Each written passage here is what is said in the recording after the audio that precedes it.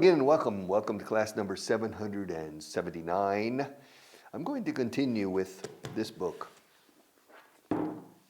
I received an email last week from a person who watches these programs every morning, and he congratulated me. He said, "This is the best English grammar book I have seen in my life." Very nice.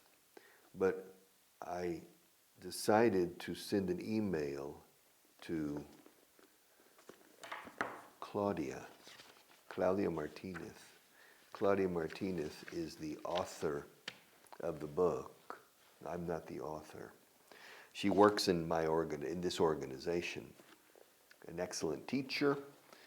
Her English is perfect. It's interesting. Her name is Martinez, Claudia Martinez. However, she grew up in Germany, I think in Frankfurt. So her German is native. She speaks native German. But her English is perfect. She speaks native English too. And for many years she was a teacher here, and now she works in the editorial department, so she teaches. And she prepared this book. It's an outstanding book. Buy the books. This is an outstanding. Every book here is very, very useful and very powerful for improving your English. And remember, these books are not necessarily for you, but for your children or your children's children. So I highly recommend. Now I'm going to stay for a few minutes for maybe this class with this book on the present simple. I'm going to imbuirte del presente simple, el presente habitual. My sister, all right, ask me what she does. What she does. Yeah, ask me what my sister does. ¿Qué quieres decir? Pregúntame a qué se dedica. Anda. O sea, ¿qué haces? ¿Qué hace para ganarse la vida? What do you do? ¿Qué hace usted o qué haces tú? En inglés significa ¿qué te dedicas? What do you do? What are you doing? ¿Qué estás haciendo? Huh? What are you doing? Eso sí. Anda, ¿qué estás haciendo? What are you doing now? What do you do? Fuera de contexto, solamente significa ¿qué te dedicas? Profesionalmente. What do you do? Ahora bien, si añado, ¿qué haces los fines de semana? Eso sí. What do you do on the weekends? What do you do every morning? What do you do when you get angry? Okay, that's different. Okay. But ask me what my sister does. What does your sister do? She's an interior decorator. Oh yeah, from yesterday's class, yeah. She's an interior designer or an interior decorator. Okay. Ask me what she does in the morning. What does she do in the morning? She teaches. Enseña. Yes, she teaches. Ask me what she teaches. Fíjate, pregúntame qué es lo que enseña. Claro, yo no estoy formulando pregunta aquí. Entonces es teaches, tercer persona singular, como si fuera, y es afirmativo. Pregúntame qué es lo que enseña. Ask me what she teaches. Pregunta, what does she teach? What does she teach? She teaches interior decoration. All right. Look. Let's look at three things. Number one, ask me. Vamos con tres personas involucradas aquí. Three people are involved. You, me, and Pablo over there. Pablo's sitting over there. You, me, and Pablo. Now, I say, ask me what my sister does in the morning. Okay. Ask me what my sister does. What my sister does in the morning. You say, Richard, what does your sister do in the morning? What does your sister do in the morning? You say, hey, Pablo, What does he want to know? He wants to know what your sister does in the morning. So we have the grammar. Ask me what my sister does. What does your sister do in the morning? What does he want to know? ¿Qué es lo que quiere saber? Quiere ver qué es lo que hace tu hermana. He wants to know what your sister does. She teaches. Ask me what she teaches. What does your sister teach? What does he want to know? He wants to know what your sister teaches. You want to know what my sister teaches? Yes. What does your sister teach? She teaches interior decoration. Ask me where she teaches. Where does she teach? I can't hear him. What does he want to know? He wants to know where she teaches. She teaches in a vocational technical center. Ask me if she likes her job. Does she like her job? Yes, she does. Ask me how many students she has. How many students does she have? In the first class or in the second class? In the first class. She has 15 students in the first class. And in the second class? También. Okay. All right. In the first class. It says she has 30 students en total. ¿Cómo se decía en total? Tiene 30 estudiantes o alumnos en total. She has 30 students in all. In all. All right. Ask me if she likes her job. Does she like her job? Yes, she does. Yes, she does. Okay. And ask me what she does after she finishes her second class.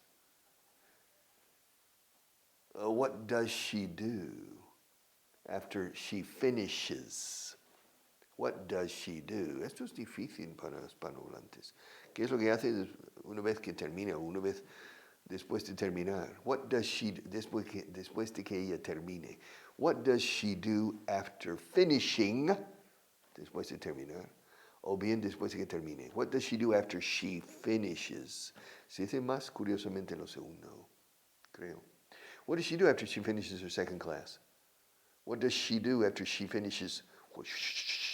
What does she do after she finishes her second class? She goes to the bank. She goes to a bank. What? She goes to a bank. Why?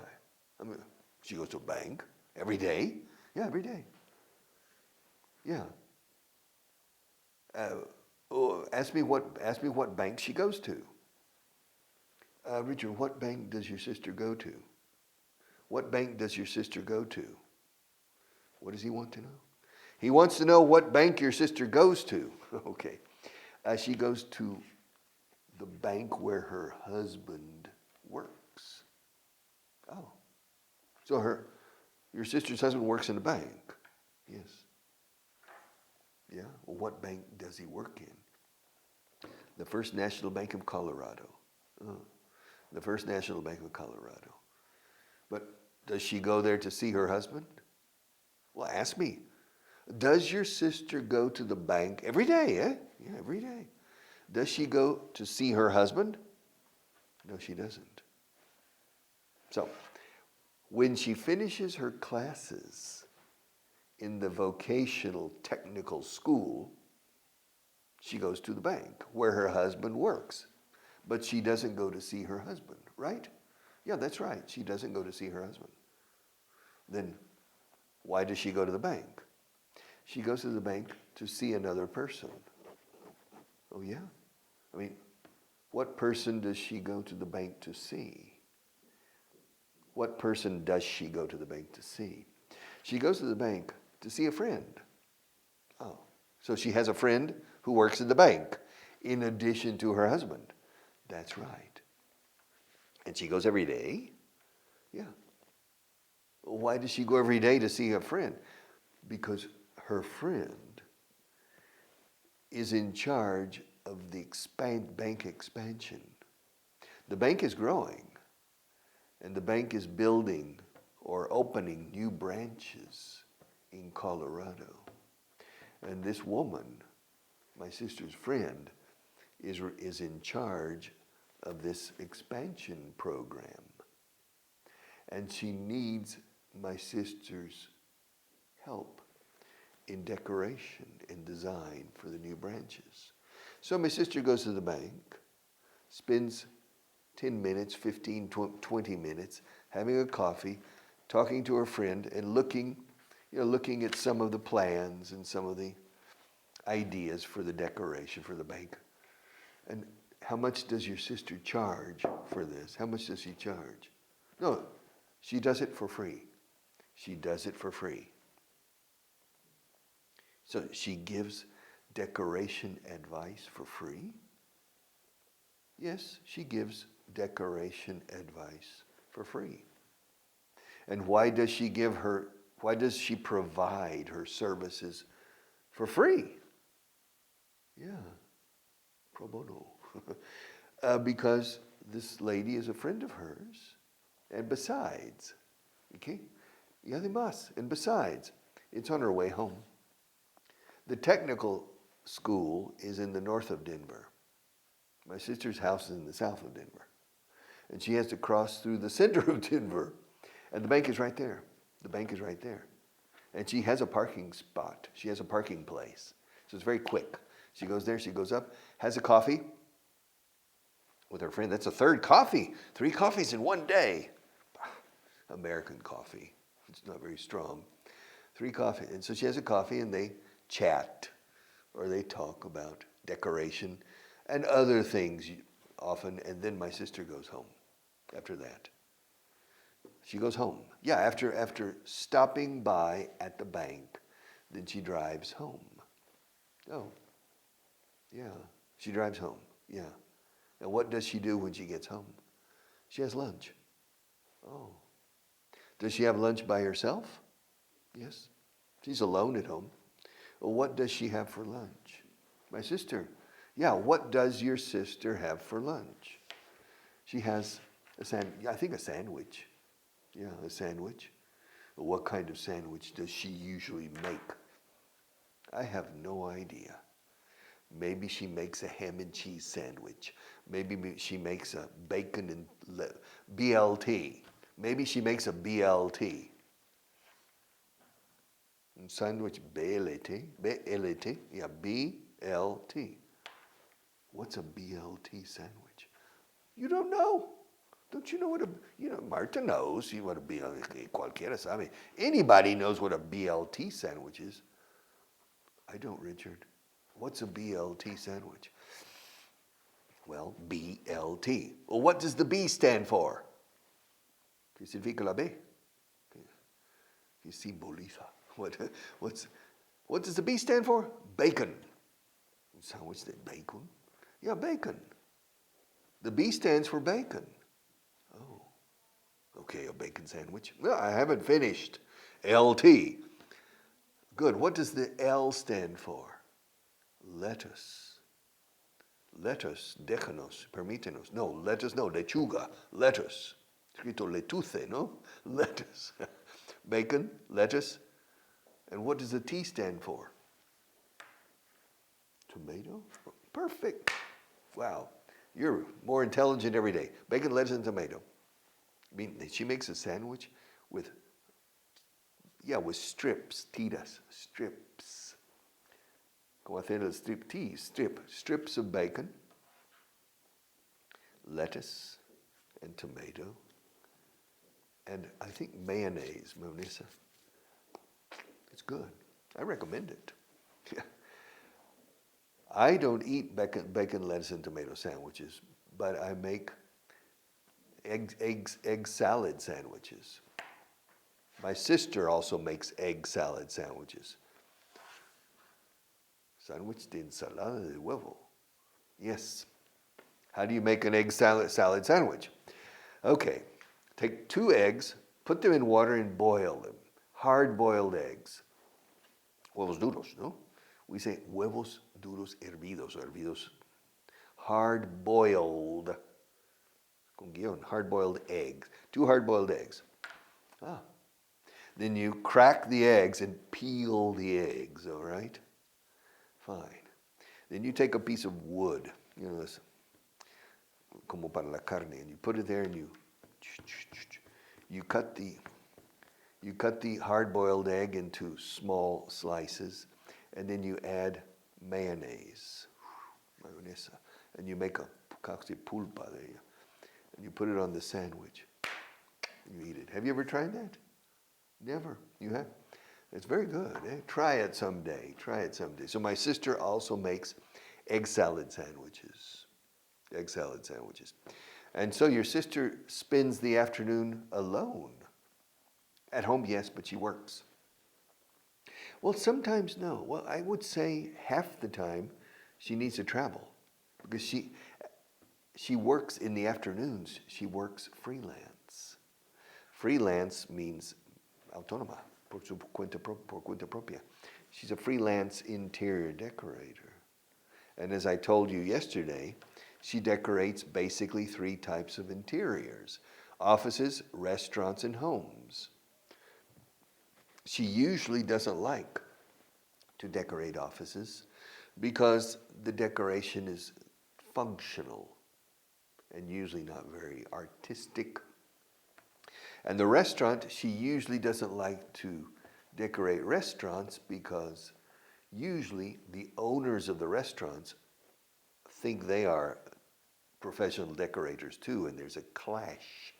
Recuerda, the clash is choque cuando no es colisión. Choque de colores is a clash. Un choque de personalidades. There's a clash of personalities. And so she often has arguments with the owners of the restaurant about decoration, you see. And then homes, yes, she enjoys decorating homes. You know, you have an interesting family. I mean, for example, your father or your uncle. Do you have any, I mean, how many family members do you have now? No, my parents have died. And my 2 uncles also. And my 2 aunts. So I don't have any family except my sister. All right. So that's it. My father was an only child. Hijo único. My father was an only child. So I don't have any aunts and uncles from my father's side. My mother had 2 brothers. 1, 2, 3. In 3 years. Yes. But both have died. One was a very important pilot in the American Air Force, and the other had an irrigation company. Yes. He worked in an irrigation company. And so one of them didn't have any children. The uncle who worked, my uncle who owned, tenía en propiedad una empresa de riego agrícola. He owned an irrigación en inglés significa riego. He owned an irrigation company. But he and his wife didn't have any children. And the other uncle, the pilot, he had only 1 daughter. So I have only 1 first cousin, prima hermana. So I have only 1 cousin. And she's a very difficult, strange person. So I don't really have much family in the United States. But what did your uncle do for a living? Well, I told you, he owned, well, I had 2 uncles. One was a very famous pilot. Famous pilot, why? Well, my uncle was a student at the University of Texas when the war broke out. Excuse me? My uncle was a student at the University of Texas when the war broke out. The war? Yeah, the Second World War. Oh, yeah. When the war broke out. What does broke out mean? Irrumpir, empezar. When the war started. Well, the war broke out in 1939.